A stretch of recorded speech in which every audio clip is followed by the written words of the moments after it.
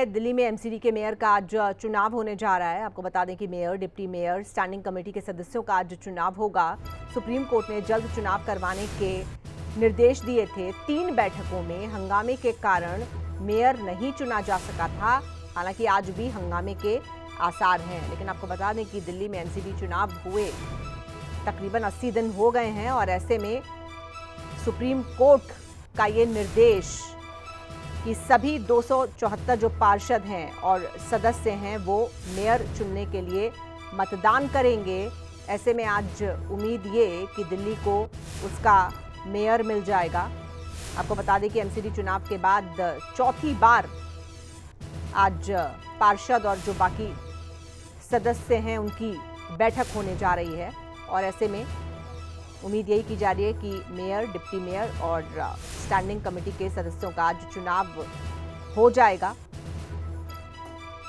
लेकिन हंगामा आज भी हो सकता है। और आइए सीधे चलेंगे अपने दिल्ली संवाददाता विनय सिंह के पास। विनय, 3 कोशिशें इससे पहले भी हो चुकी दिल्ली में मेयर चुनने की, लेकिन तीनों कोशिशें बेकार रहीं। लेकिन अब तो सुप्रीम कोर्ट का सीधा सीधा आदेश है, तो माना जाए कि आज mayor, deputy mayor, standing committee के जो सदस्य हैं वो तो चुन ही लिए जाएंगे, लेकिन देखना होगा क्या शांतिपूर्ण तरीके से होता है सब कुछ या फिर हंगामेदार तरीके से। हंगामे होने के पूरे आसार हैं, क्योंकि इससे पहले भी जो 3 बैठकें हो चुकी हैं और उन बैठकों में भी पूरी तरह से हंगामा हुआ था, जिसके बाद जिसका रिजल्ट ये रहा कि अभी तक दिल्ली को नया मेयर नहीं मिल पाया है, डिप्टी मेयर नहीं मिल पाया है।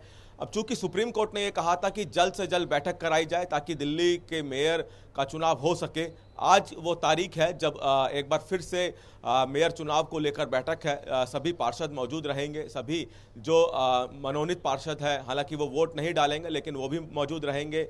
जो विधायक और सांसद इसके सदस्य हैं वो भी मौजूद रहेंगे। पिछली 3 बैठकों में हम देख चुके हैं कि किसी न किसी कारण से, चाहे बीजेपी हो या आम आदमी पार्टी हो, दोनों पक्षों के पार्षद हंगामा करते हैं, जिसके बाद बैठक जो है सदन की वो हंगामे की भेंट चढ़ जाती है। अब सुप्रीम कोर्ट में भी ये मामला गया। सुप्रीम कोर्ट ने साफ कर दिया, कई गाइडलाइन सुप्रीम कोर्ट की तरफ से दी गई।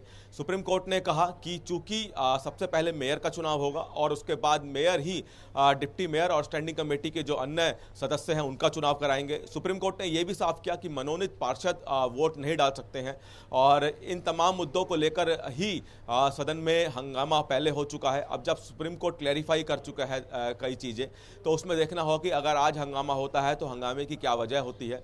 और ये भी संभावना है कि क्या दिल्ली का मेयर आज भी मिल पाएगा या नहीं, क्योंकि सुप्रीम कोर्ट ने जल्द चुनाव कराने के लिए कहा था। लेकिन अगर हंगामा होता है तो ऐसे में देखना होगा कि पीठासीन अधिकारी जो भी होंगे वो किस तरह से चुनाव कराते हैं। चुनाव कराना इसलिए भी जरूरी है कि 2 महीने से ज़्यादा का समय हो चुका है दिल्ली में नगर निगम के चुनाव हुए, और चूंकि मेयर अभी तक नहीं मिला है तो नगर निगम के कई काम हैं ऐसे जो कि मेयर की अनुमति के बाद होते हैं। बैठक होती है सदन की जो कि मेयर लेते हैं, उसके बाद नगर निगम के कई काम होते हैं, तो वो सभी काम ठप पड़े हैं। हालांकि फिलहाल अधिकारी नगर निगम के इन सब कामों को देख रहे हैं, लेकिन जनहित में जो पार्षद जो कि अपने इलाके में काम करते हैं वो ठप है। तो ऐसे में मेयर का चुनाव और मेयर का चुना जाना बहुत जरूरी है।